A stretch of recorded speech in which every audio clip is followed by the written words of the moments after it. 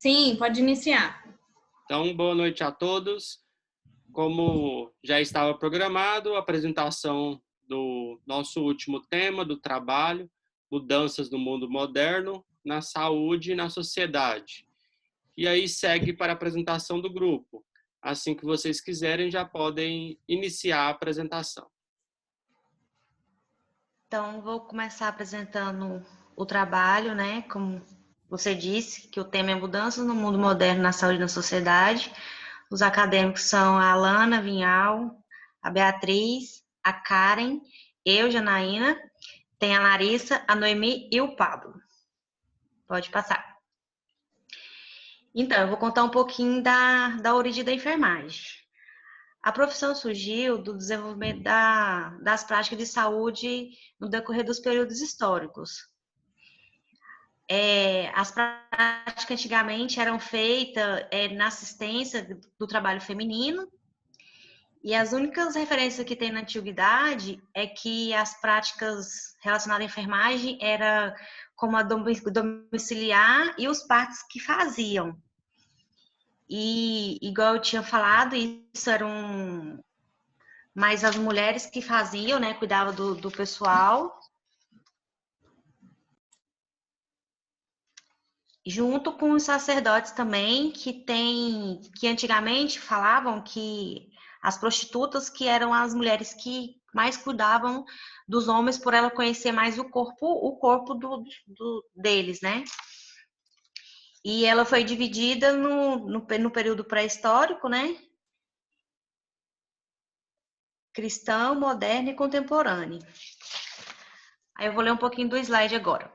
No período pré-cristão, as doenças eram tidas como um castigo de Deus ou resultavam do poder do demônio. Por isso, os sacerdotes ou feiticeiros acumulavam funções de médicos e enfermeiros, como eu falei.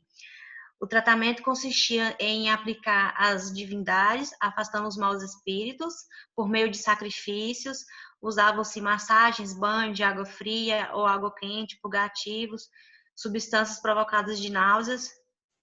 Mais tarde, os sacerdotes adquiriram conhecimento sobre plantas medicinais e passaram a ensinar pessoas, delegando-lhe funções de enfermeiros e farmacêuticos.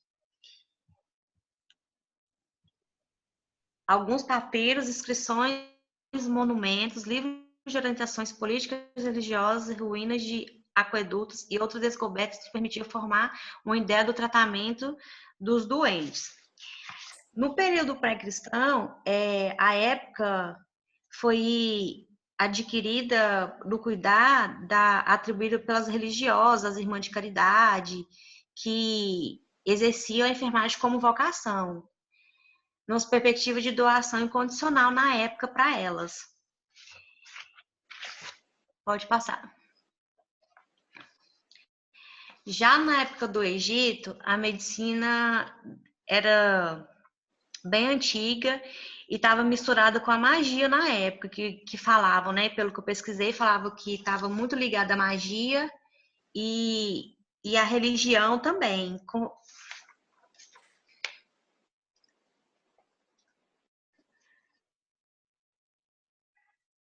Vocês estão me ouvindo? Sim. Sim. Ah, tá, porque travou aqui. Não, então tá. O povo acreditava que as doenças haviam sido enviadas pelos deuses como uma espécie de castigo em espíritos que mal estavam no corpo que entravam no corpo da pessoa. Eu tinha falado aqui por meio de rituais, feitiços e amuletos. Mas tudo era conjugado com a medicina bem bastante prática. E alguns métodos utilizavam a época como passar do tempo. Os egípcios aprendiam muito com a anatomia humana por causa da tradição de mumificação que eles tinham, né? E ao preparar o corpo para as viagens, podiam analisar parte de todo o ser humano, e ali eles podiam saber mais sobre cada parte, tendo como alicerce para fazer as cirurgias que eles faziam na época, fazer perfuração do crânio e a remoção dos tumores. Aí, isso, agora o próximo. Jana, deu certo aqui, eu ia te interromper. Ah, não, então tá. Então, agora eu vou falar sobre a Índia aqui um pouquinho. Tá bom. Eu achei muito legal, assim, sobre a Índia, né? Porque no século VI a.C., eles já sabiam muitas coisas, né? Sobre o corpo humano. Eles já sabiam os ligamentos, os músculos. Eles realizavam até alguns tipos de procedimentos, né? Suturas, amputações. Foram os únicos na época que citaram os enfermeiros e exigiam deles a qualidade morais e conhecimentos científicos. Nos hospitais eram usados músicos e narradores de história para distrair os pacientes. O brahmanismo fez decair a medicina e a enfermagem pelo exagero e respeito ao corpo humano. Proibia a dissecação dos cadáveres e o derramamento de sangue. As doenças eram consideradas castigo. É só isso mesmo.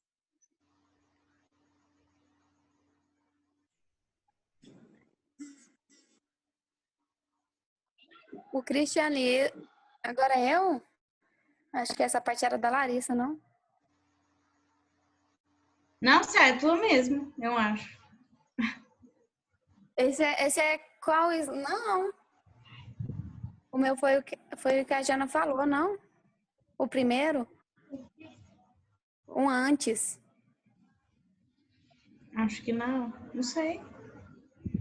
Eu acho que era. Mas eu vou ler esse aqui, então. O cristianismo ele foi a maior evolução social dos tempos, influiu positivamente na modificação dos indivíduos e o conceito da família. Desde o início, o cristianismo, os pobres e os enfermos foram objeto de cuidados especiais por parte da igreja. Pedro, o apostólico, ordenou diáconos a socorrerem os necessitados. As diaconisas prestavam igual assistência às mulheres. Os cristãos, até então perseguidos, receberam ao ano de 335 pelo Edito de Milão, o imperador do Constantino.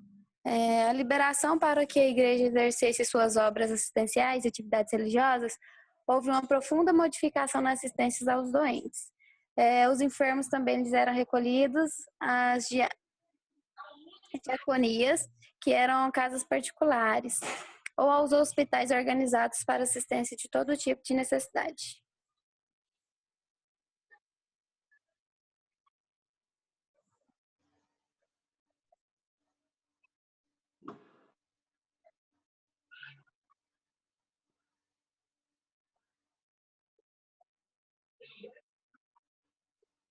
Agora sim, esse eu acho que é o da Larissa, não?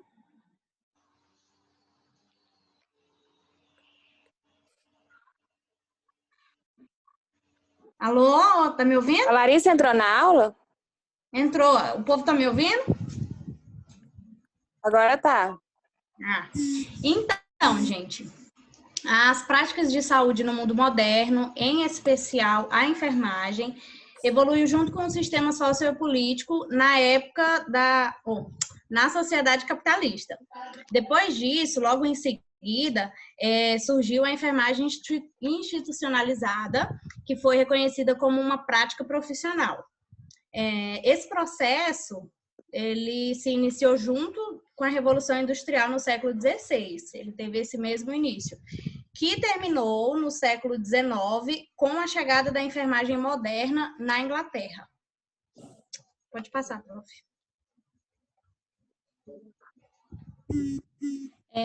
Após isso, a profissão de enfermagem começa a ganhar muita força e mais reconhecimento, principalmente nos hospitais militares, que na época, como havia muitas guerras, então eram esses hospitais que recebiam os doentes e que tratavam eles de forma, de uma forma mais profissional de enfermagem, que nessa época, no caso, era que estava sendo reconhecida. Esse trabalho foi consistido em cuidar dos doentes, né? Nessa época que foi a criação da Cruz Vermelha Brasileira. Como nessa época estava tendo muitos doentes vindos das guerras, a enfermagem começou a ser mais reconhecida e nessa época foi surgir... Não, nessa época que surgiu a criação das escolas de enfermagem. O pessoal começou a inaugurar e começou a ensinar para ter mais pessoas sobre esse cuidado. Por sua vez, a atenção médica foi desvinculando um pouco da religião, que nessa época o pessoal da medicina, o pessoal da toda a junta médica, enfermeiros e tudo, era bastante ligado à religião. Tinha alguns mitos, algumas coisas que só faziam pela religião. Pode passar. Com a evolução da enfermagem e com o tempo, a gente foi ganhando mais espaço no mercado de trabalho. Embora não seja tão reconhecido financeiramente, né? Mas tem sido um espaço bem amplo. Aí a gente trouxe aqui algumas especializações onde a enfermagem pode atuar. Atendimento de enfermagem de alta complexidade, que no caso são... Tá me escutando? Estamos. Continua. Atendimento de enfermagem de alta complexidade, que no caso são aqueles atendimentos em UTI. Enfermagem em centro cirúrgico, no caso a gente sabe que a enfermagem é indispensável, no centro cirúrgico também. Enfermagem em UTI neonatal e materno-infantil. A do neonatal, ela tem o objetivo de formar profissionais, no caso de bebês recém-nascidos, e a infantil, ela tem o mesmo enfoque ali, ela está no mesmo rumo. Pode passar, prof. Enfermagem na saúde do trabalhador. Essa aqui já Karen. Essa daí é a enfermagem na saúde do trabalhador, né? A segurança no trabalho, ela tem o objetivo de atuar dentro de um lugar assim, onde tem muitas pessoas.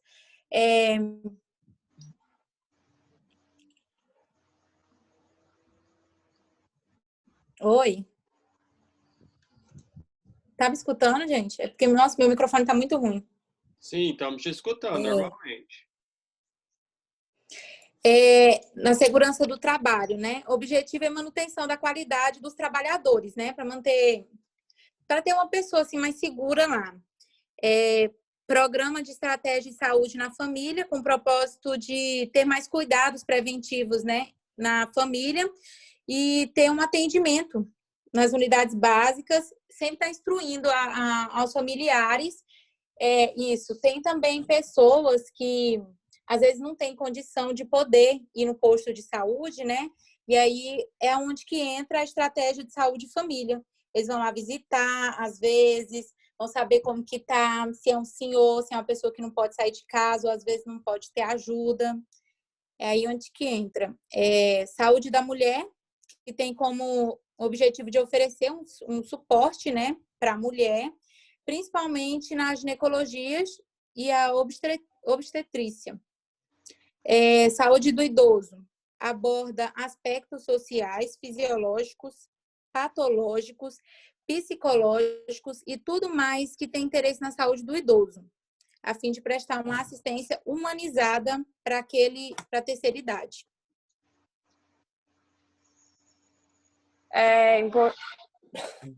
Isso.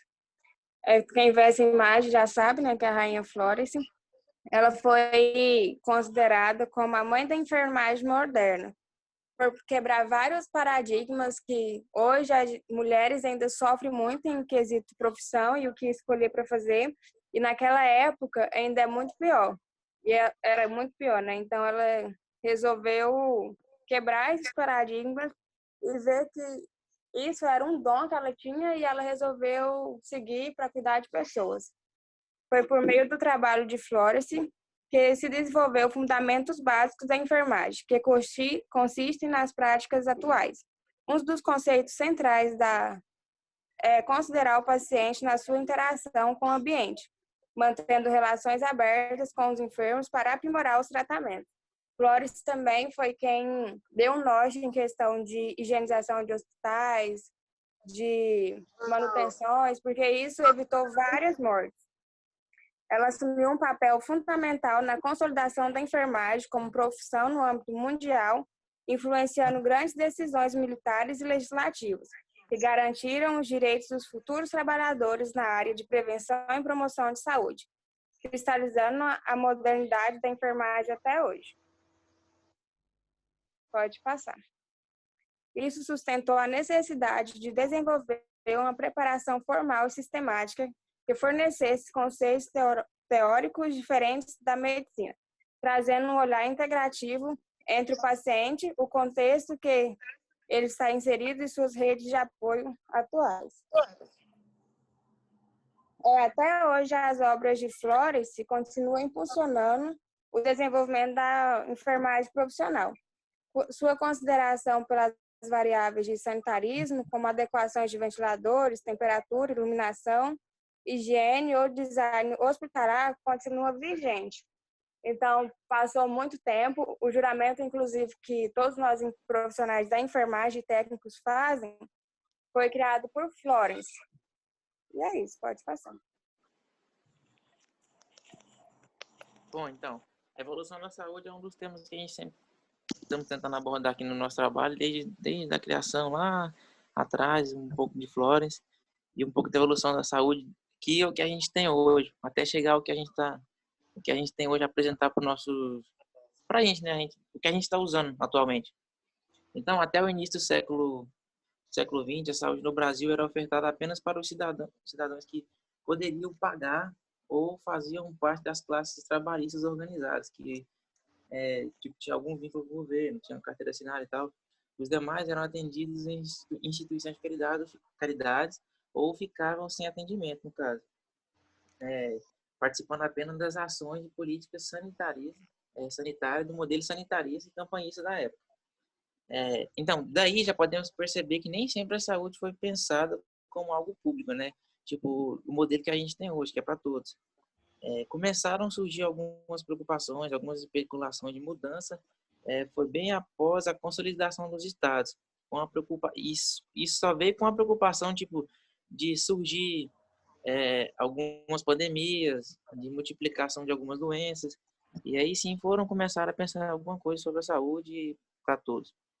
Foi em 1953, quando foi criado o Ministério da Saúde. Foi criado o Ministério da Saúde, desvinculando... Não, peraí. Em 1953, foi criado o Ministério da Saúde e logo desvinculado-se do Ministério da Educação, que antes era junto. A partir desse momento, outras ações na área da assistência da saúde foram implementadas. A 8ª Conferência Nacional de Saúde, realizada de 17 a 21 de março de 1986, abriu portas à universalização da assistência à saúde. Essa 8ª conferência, a partir dela, foi uma conferência que marcou a história, que a partir dela teve um passo muito grande, que foi um passo marcante, no caso, que foi a criação do Sistema Unificado e Descentralizado de Saúde, que antes era chamado de SUDES. E logo em seguida, ele foi tipo o precursor do SUS que a gente tem hoje.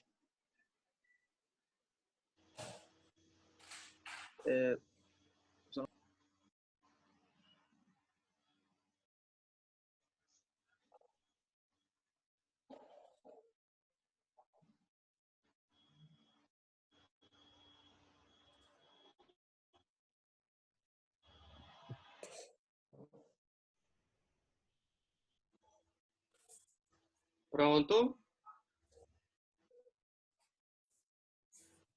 Nossa, tá bloqueado aqui. Perdão aí. Eu parei, hein? Vocês escutaram até quando? Tá escutando, professor? Sim. Você parou aqui, ó. Tá, né? Universalização da assistência à saúde. Foi até onde escutaram, né? Uhum. Então, essa 8ª conferência aí, a partir dela, foi tipo, foi um salto muito grande. Por quê? Porque a partir dela foi criado o Sistema Unificado Descentralizado de Saúde, que antes era chamado de SUDES, que logo foi sucedido pelo SUS, que é o que a gente tem hoje. Mas não funcionava como funciona hoje, no caso. E aí, depois de muito tempo, lá na Constituição Federal de 1988, que foi promulgado e foi escrito nos artigos de 196 a 200, as bases legais do novo sistema de saúde, que é o que a gente tem hoje, no caso. Funciona como funciona hoje, depois de muitas melhorias. Que aí o artigo 196 dita que a saúde já é direito de todos e dever do Estado. E antes já não era isso. Pode passar. Ah, já está aqui, esse mesmo. Pode ficar nesse, professor. Para implementar o processo de descentralização, surge inicialmente a Lei nº 8.080, em 19 de setembro de 1990, que regula as ações de serviço de saúde. Em seguida, a Lei nº 8.142, de 28 de dezembro de 1990, veio disciplinar a participação da comunidade na gestão do SUS e as transferências intergovernamentais de recursos financeiros na área da saúde. Então, os estados começaram a receber tipo verba para ter mais, para implementar, para ter mais coisa, para o sistema ser mais completo. A portaria número 6.999, de 30 de março de 2006, e agora bem próximo, né, onde os gestores aderem ao Pacto pela Vida,